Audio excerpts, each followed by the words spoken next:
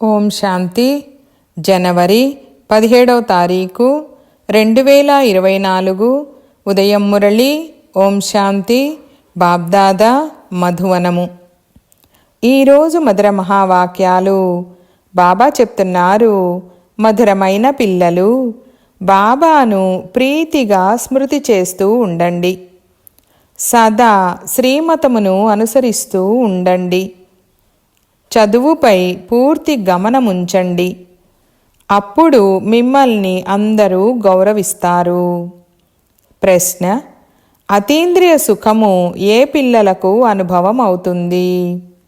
జవాబు: 1. ఎవరైతే దేహీ అభిమానులుగా ఉంటారో వారికి అతీంద్రియ సుఖము అనుభవం అవుతుంది. దేహీ అభిమానిగా అయ్యేందుకు ఎవరితోనైనా మాట్లాడినప్పుడు లేక జ్ఞానము అర్థం చేయించినప్పుడు నేను ఆత్మను సోదరాత్మతో మాట్లాడుతున్నాను అని భావించండి. భాయి దృష్టిని పక్కా చేసుకుంటే దేహీ అభిమానులుగా అవుతూ ఉంటారు. 2. మేము భగవంతుని విద్యార్థులమనే నష ఎవరికైతే ఉంటుందో వారికి అతీంద్రియ సుఖము అనుభవం అవుతుంది. పాట: నా మనోద్వారము వద్దకు ఎవరు వచ్చారు? ఓం శాంతి. తండ్రి కూర్చొని పిల్లలకు అర్థం చేయిస్తున్నారు. తండ్రి తన పిల్లలకు అర్థం చేయిస్తున్నారని ఏ ఇతర సంస్థలో చెప్పరు. పిల్లలందరికీ తండ్రి ఒక్కరేనని పిల్లలైన మీకు తెలుసు. అందరము సోదరులమే. ఆ తండ్రి నుండి పిల్లలకు తప్పకుండా వారసత్వము లభిస్తుంది. ఇది సంగమయుగము. ఈ సంగమయుగములోనే ముక్తి జీవన్ముక్తులు లభిస్తాయని మీరు సృష్టి చక్ర చిత్రాన్ని చూపి బాగా అర్థం చేయించవచ్చు.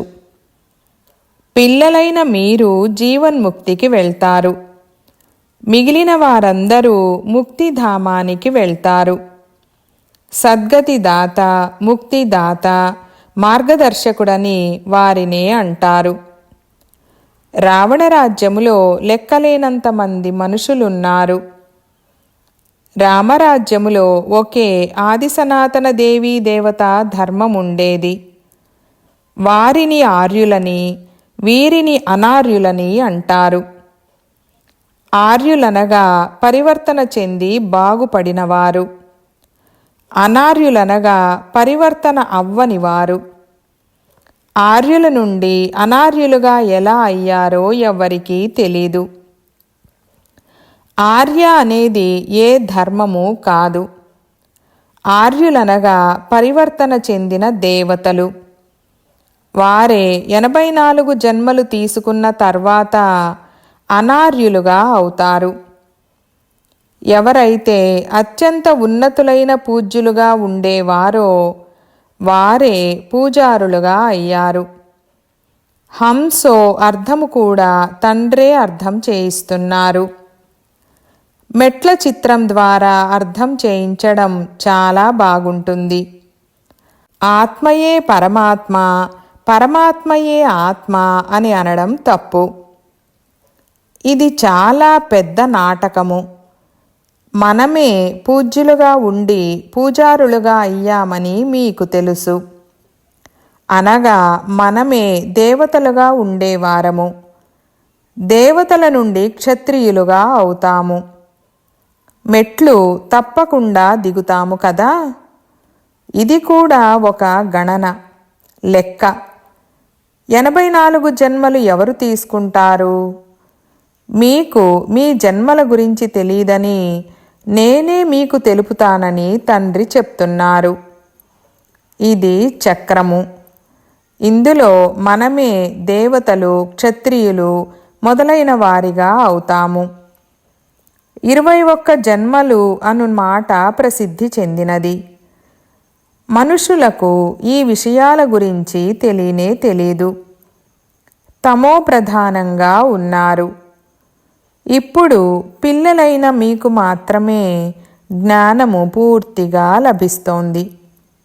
అయితే కొంతమంది మాత్రమే కష్టం మీద అర్థం చేసుకుంటారు. అందుకే కోట్ల మందిలో ఏ ఒక్కరో వచ్చి ఈ జ్ఞానాన్ని తీసుకుని దేవతా ధర్మము వారిగా అవుతారని మీరంటారు. ఇందులో ఆశ్చర్యపడే అవసరమే లేదు. చక్రము చిత్రమును చూపి అర్థం చేయించడం సులభము. ఇది సత్యయుగము, ఇది కలియుగము అని చెప్పండి. ఎందుకంటే సత్యయుగంలో చాలా కొద్ది మంది మాత్రమే ఉంటారు. వృక్షము చిన్నదిగా ఉంటుంది, తర్వాత వృద్ధి చెందుతుంది. ఈ వృక్షము గురించి ఎవరికీ తెలీదు. అంతేకాక బ్రహ్మను గురించి కూడా అతి కష్టము మీద అర్థం చేసుకుంటారు. బ్రహ్మముఖ వంశావళి బ్రాహ్మణులు తప్పకుండా కావాలి కదా అని చెప్పండి. ఈ బ్రాహ్మణులు దత్తు తీసుకోబడిన పిల్లలు. ఆ బ్రాహ్మణులు గర్భజనితులు, కుఖవంశావళి. వీరు ముఖవంశావళి బ్రాహ్మణులు. ఇది పరాయి రావణ రాజ్యము. తండ్రి వచ్చి రామరాజ్యాన్ని స్థాపన చేయవలసి వస్తుంది. కావున వారు ఎవరి శరీరంలోనో ప్రవేశిస్తారు కదా. ఈ వృక్షము చిత్రము చూడండి. ఈ బ్రహ్మ చిట్ట చివరిలో నిలబడి ఉన్నారు. వృక్షము శిథిలావస్థలో ఉంది. తండ్రి చెప్తున్నారు, నేను అనేక జన్మల అంతిమ జన్మలో ప్రవేశిస్తాను. ఇది ఇతని అంతిమ 84వ జన్మ. వృక్షము కింద భాగములో తపస్సు చేస్తున్నారు. మనము ఇతనిని భగవంతుడని అనము. ప్రపంచంలోని వారు భగవంతుణ్ణి సర్వవ్యాపిగా చేసి రాయి రప్పలలో ఉన్నారని అనేశారు. అందుకే స్వయంగా వారు కూడా పూర్తిగా రాతి బుద్ధి గలవారిగా తయారైపోయారు. దేవతల విషయమే భిన్నమైనది. ఇప్పుడు మీరు చదువుకొని ఈ పదవిని పొందుతారు. ఇది ఎంతో ఉన్నతమైన చదువు. ఈ దేవతలను భగవాన్ భగవతి అని కూడా అంటారు. ఎందుకంటే మీరు పవిత్రులు. అంతేకాక స్వయం భగవంతుని ద్వారానే ఈ ధర్మస్థాపన జరిగింది. కావున తప్పకుండా భగవాన్ భగవతిగా అయి ఉండాలి. కానీ వారిని మహారాజా మహారాణి అని అంటారు. ఇకపోతే శ్రీ లక్ష్మీనారాయణలను భగవాన్ భగవతి అనడం కూడా ఒక అంధవిశ్వాసము. ఎందుకంటే భగవంతుడు ఒక్కరే కదా. మీరు శివశంకరులను కూడా వేరు చేసి తెలుపుతారు. ఇది విని వారు దేవతలను కూడా వీరు ఎత్తేస్తారని, గౌరవించరని అంటారు. మీ బుద్ధిలో పూర్తి చక్రమంతా ఉంది. అయితే మహారథులైన వారు మాత్రమే దీనిని బాగా అర్థం చేయించగలరు. చాలామంది భలే వింటారు, కానీ వారి బుద్ధిలో నిలవదు. అటువంటి వారు ఏ పదవిని పొందుతారు? అతి తక్కువ విలువగల దాసదాసీలుగా అవుతారు. పోను పోను మీకు సాక్షాత్కారాలు అవుతాయి. అయితే ఆ సమయంలో ఏమీ చెయ్యలేరు. సమయము పూర్తయిపోయిన తర్వాత ఇంకేం చెయ్యగలరు? కావున బాబా అప్రమత్తం చేస్తూ ఉంటారు. అయితే అందరూ పైకి ఎక్కిపోవడం అనగా గొప్ప పదవిని పొందడం జరిగే పని కాదు. బుద్ధి రూపీ పాత్ర శుద్ధంగా లేదు. బుద్ధిలో చెత్తాచెదారము నిండి ఉంది. ఇందులో పురుషార్థము చాలా బాగుండాలి. చిత్రాలను చూపి అర్థం చేయించేందుకు చాలా మంచి అభ్యాసం ఉండాలి. లేకుంటే చివర్లో చాలా పశ్చాత్తాపపడవలసి ఉంటుంది. ఇప్పుడిక్కడ ఆత్మకు భోజనము లభిస్తూ ఉంది. ఇవన్నీ అందరికీ అర్థం చేయించవలసిన విషయాలు. ఇందులో భయపడే విషయమేదీ లేదు. పెద్ద పెద్ద నగరాలలో, స్థానాలలో ప్రదర్శనీలు, మ్యూజియంలు ఉంటే పేరు ప్రసిద్ధి చెందుతుంది. అందరి వద్ద వారి అభిప్రాయాలను లిఖితపూర్వకంగా రాయించి వాటిని కూడా అచ్చు వేయించాలని బాబా చెప్తున్నారు. పిల్లలు చాలా సేవ చెయ్యాలి. వీరు అర్థం చేసుకునేవారా కాదా అని కూడా చాలా పరీక్షించాలి. చిత్రము చూపించి ఇది నూతన ప్రపంచము, ఇది పాత ప్రపంచమని అర్థం చేయించాలి. ఈ విషయాల్ని ఎవరైనా అర్థం చేసుకోగలరు.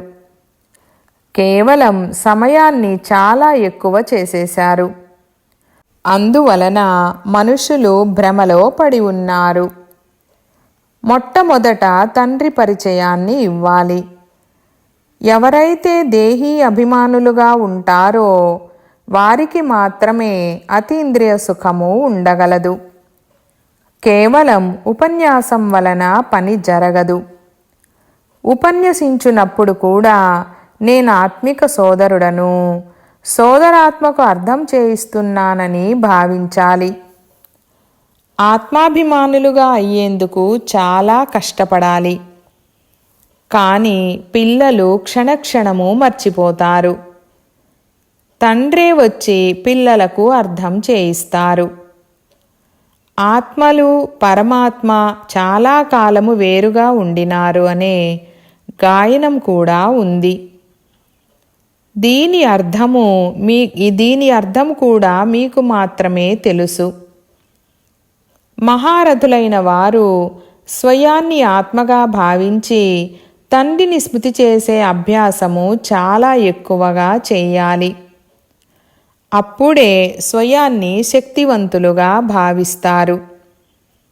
ఎవరైతే స్వయాన్ని ఆత్మ అనే భావించరో వారింకేం ధారణ చెయ్యగలరు? స్మృతి ద్వారానే మీలో శక్తి నిండుతుంది. జ్ఞానాన్ని శక్తి అని అనరు. యోగశక్తి లేక యోగ బలమని అంటారు.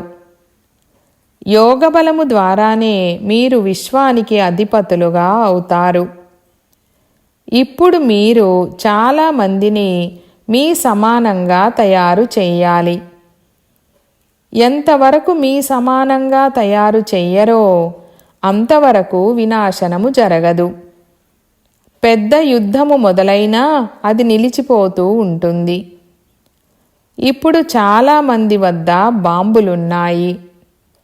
ఈ బాంబులు అలాగే ఉంచుకునే వస్తువులు కాదు. పాత ప్రపంచ వినాశనం మరియు ఒకే ఒక ఆది సనాతన ధర్మస్థాపన జరిగే తీరాలి. కొంత సమయము తర్వాత అందరూ ఇది అదే మహాభారత యుద్ధమని అంటారు. భగవంతుడు కూడా ఉన్నారు. మీ వద్దకు ఎప్పుడైతే చాలామంది వస్తారో అప్పుడు అందరూ అంగీకరించడం మొదలు పెడతారు. ఈ సంస్థ చాలా వృద్ధి చెందుతూ ఉందని, ఇందులో చాలా శక్తి ఉందని ఒప్పుకుంటారు. మీరు స్మృతిలో ఎంత ఎక్కువగా ఉంటారో అంత ఎక్కువగా మీలో శక్తి నిండుతుంది. తండ్రి స్మృతి ద్వారా మాత్రమే మీరు ఇతరులకు ప్రకాశాన్ని ఇస్తారు. ఈ బ్రహ్మ బాబా కూడా ఈ పిల్లలు నాకంటే చాలా బాగా సర్వీసు చేస్తారని అంటారు. ఇప్పుడింకా కొంత సమయము ఉంది. యోగములో ఎవ్వరూ యథార్థ రీతిలో ఉండలేరు. యోగంలో తక్కువగా ఉన్నాము కనుక ఖచ్చితంగా బాణము తగలడం లేదని స్వయంగా మీరు కూడా ఫీల్ చేస్తారు. భగవంతుడు కుమారీలలో జ్ఞానబాణాలు నింపుతారు. మీరు ప్రజాపిత బ్రహ్మ కుమారులు కుమారీలు కదా. ఇతడు బ్రహ్మ, మీరు దత్తత తీసుకోబడిన పిల్లలు. సృష్టికర్త ఒకే ఒకరు. మిగిలిన వారందరూ చదువుకుంటున్నారు. వారిలో ఈ బ్రహ్మ కూడా వస్తారు. కావున ఈ బ్రహ్మ రచన అయ్యారు కదా. మీరు దేవతలుగా అయ్యేవారు. దైవీ గుణాలను ధారణ చేస్తున్నారు. అక్కడక్కడ 2 చక్రాలు. దంపతులు జ్ఞానములో నడవలేరు. ఇసుకలో నిలబడినట్లు ఉంటారు. బాబా పేర్లు చెప్పరు. అయితే బాబా సత్యమే చెప్తున్నారని భావించాలి. పిల్లలు కూడా ఎవరికైతే పరస్పరము ఒకరితో ఒకరికి పని ఉంటుందో వారు ఒకరి స్వభావాన్ని మరొకరు తెలుసుకోగలరు.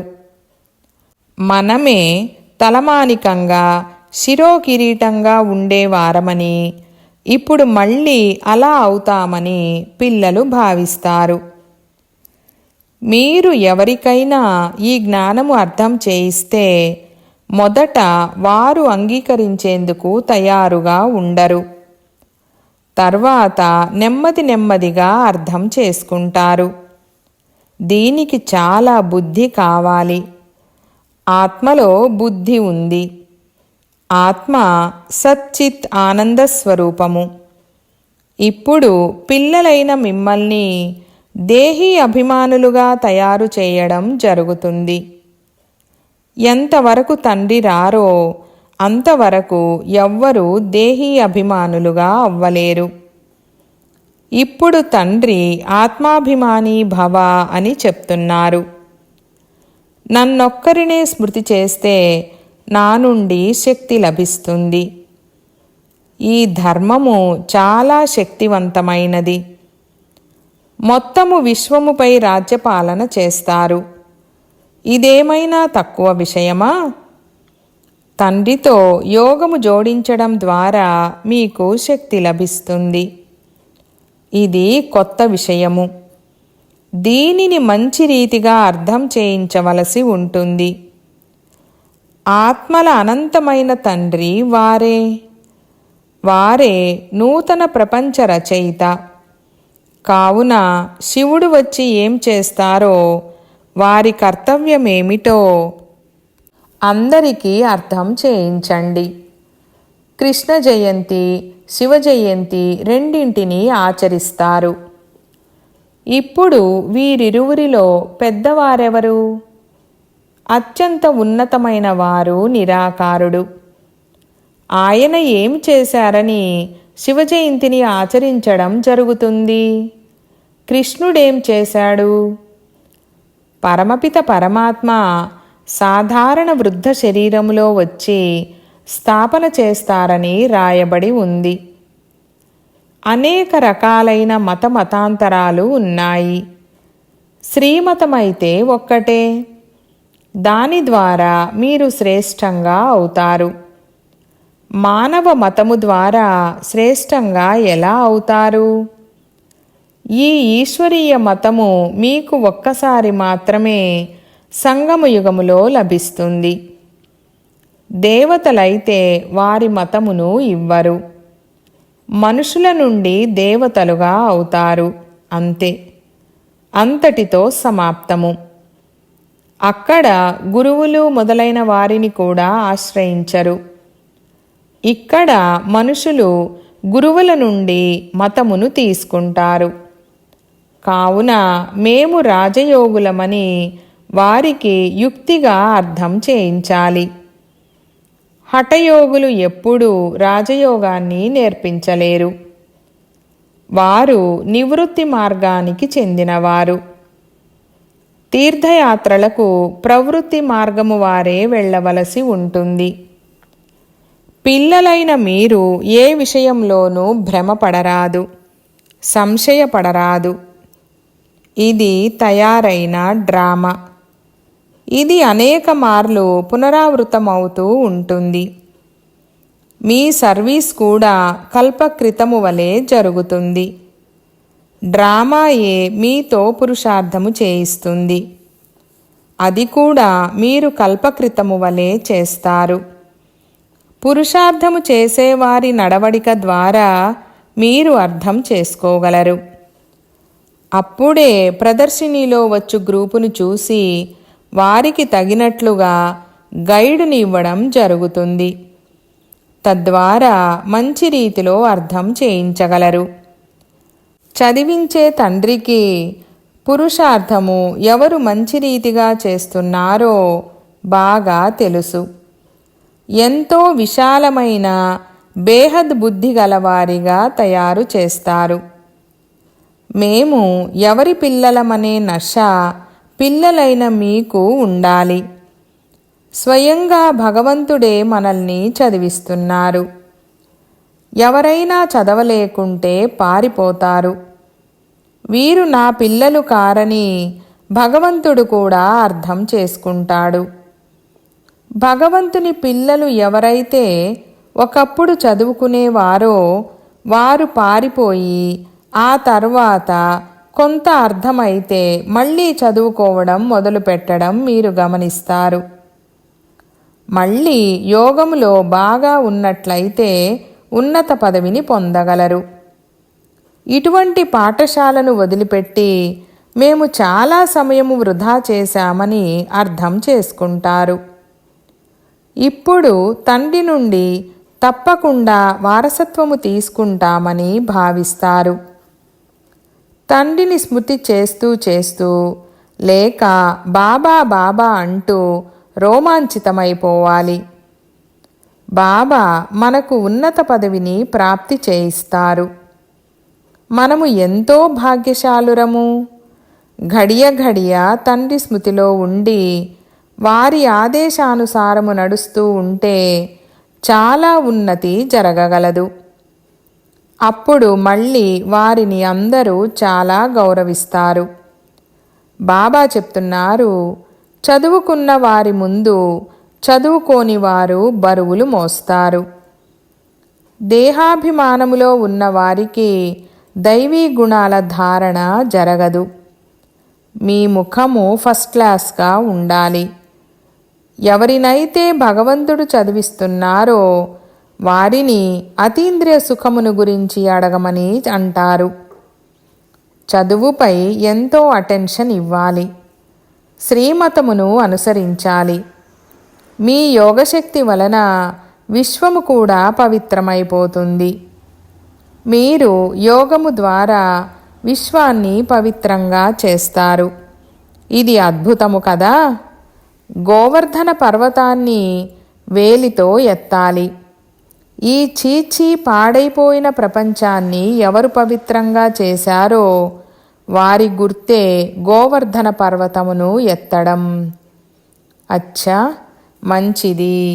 मीठे मीठे सिकी लधे बच्चों प्रति मात पिता बाप दादा का याद प्यार और गुड मॉर्निंग. रूहानी बाप की रूहानी बच्चों को नमस्ते. हम रूहानी बच्चों की रूहानी बाप दादा को याद प्यार गुड मॉर्निंग और నమస్తే నమస్తే బాబా నమస్తే. ధారణ కొరకు ముఖ్య సారము. 1వ పాయింట్, సత్యమైన జ్ఞానాన్ని బుద్ధిలో ధారణ చేసుకునేందుకు బుద్ధి రూపీ పాత్రను శుద్ధంగా స్వచ్ఛంగా తయారు చేసుకోవాలి. వ్యర్థ మాటలను బుద్ధి నుండి తొలగించి వేయాలి. 2వ పాయింట్, దైవీ గుణాల ధారణ చదువులపై పూర్తి గమనమిచ్చి అతీంద్రియ సుఖాన్ని అనుభవము చేయాలి. మేము భగవంతుని పిల్లలము, వారే మమ్మల్ని చదివిస్తున్నారను నష సదా ఉండాలి. వరదానము, నిశ్చయం యొక్క పునాది ద్వారా సంపూర్ణత వరకు చేరుకునే నిశ్చయ బుద్ధి నిశ్చింత భవ. వివరణ, ఈ బ్రాహ్మణ జీవితంలో నిశ్చయమే సంపన్నతకు పునాది. ఈ పునాది గట్టిగా ఉంటే సహజంగా మరియు వేగంగా సంపూర్ణత వరకు చేరుకోవడం నిశ్చితము. ఎవరికైతే యథార్థంగా నిశ్చయబుద్ధి గలవారిగా ఉంటారో వారు సదా నిశ్చింతగా ఉంటారు. యథార్థ నిశ్చయం అంటే మీ ఆత్మస్వరూపాన్ని తెలుసుకోవడం, అంగీకరించడం, దాని అనుసారమే నడుచుకోవడం. అంతేకాక తండ్రి ఎవరో, ఎలా ఉంటారో, ఏ రూపములో పాత్ర చేస్తారో దానిని యథార్థంగా తెలుసుకోవడం. ఇటువంటి నిశ్చయబుద్ధి గలవారు విజయులుగా ఉంటారు. స్లోగన్: తమ సమయాన్ని, సుఖాలను, ప్రాప్తులు కావాలనే కోరికను అందరి కొరకు దానము చేసేవారే మహాదానులు.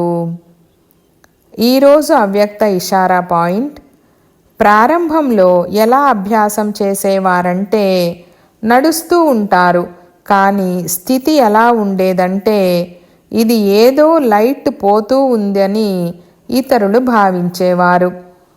వారికి శరీరాలు కనిపించేవి కావు. ఈ అభ్యాసముతోనే ప్రతి పేపర్లో పాస్ అయ్యారు. అలాగే ఇప్పుడు కూడా చెడు సమయం రానున్నది కనుక డబల్ లైట్గా ఉండే అభ్యాసాన్ని పెంచండి. ఇతరులకు సదా మీ లైటు స్వరూపం కనిపించాలి. ఇదే మీకు రక్షణ. వారు లోపలకు రావాలి, లైట్ యొక్క కోటను చూడాలి. ఓం శాంతి.